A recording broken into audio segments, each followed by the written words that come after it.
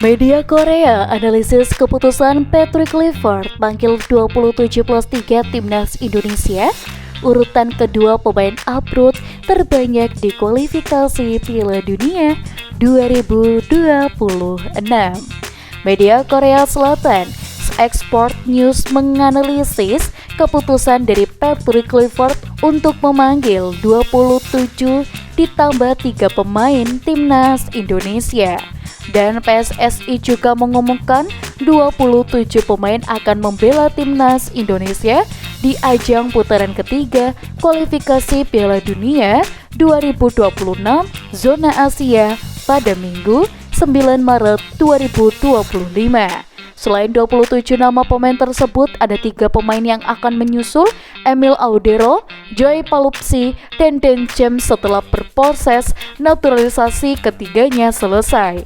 Skuad ini akan tampil menghadapi Australia di Stadion Football Sydney pada 20 Maret 2025 dan Bahrain di Stadion Gelora Bung Karno, Jakarta 25 Maret 2025. Media Korea tersebut menganalisis bagaimana timnas Indonesia keluar sebagai skuad dengan jumlah pemain abroad terbanyak kedua dari tim 18 yang tampil di putaran ketiga kualifikasi Piala Dunia 2026 zona Asia.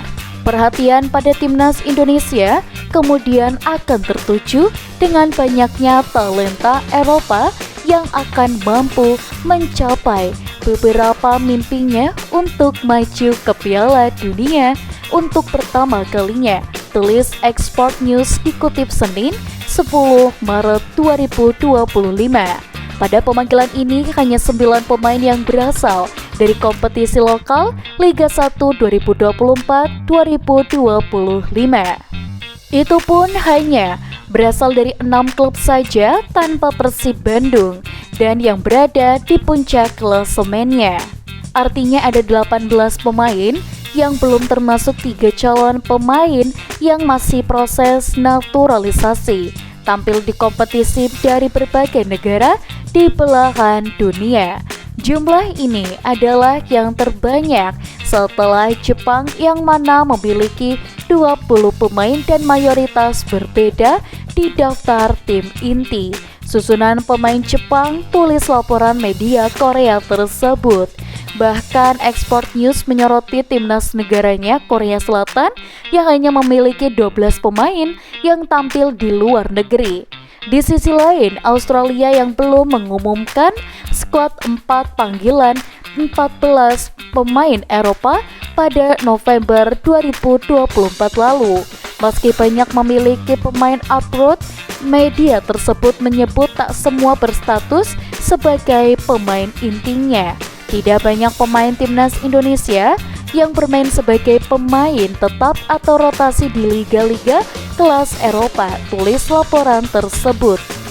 Namun banyaknya sejumlah pemain yang memiliki kualitas dan menit bermain di Eropa menjadi stimulus bagi sepak bola Asia, puji Export News. Laga ini pun menjadi laga debut bagi Patrick Kluivert yang mengganti posisi Sintayong pada Januari 2025 lalu. Australia kerap dianggap sebagai tim Eropa terdampar di Asia. Bahrain pun telah lama menjadi kuda hitam di Timur Tengah, tulis laporan tersebut.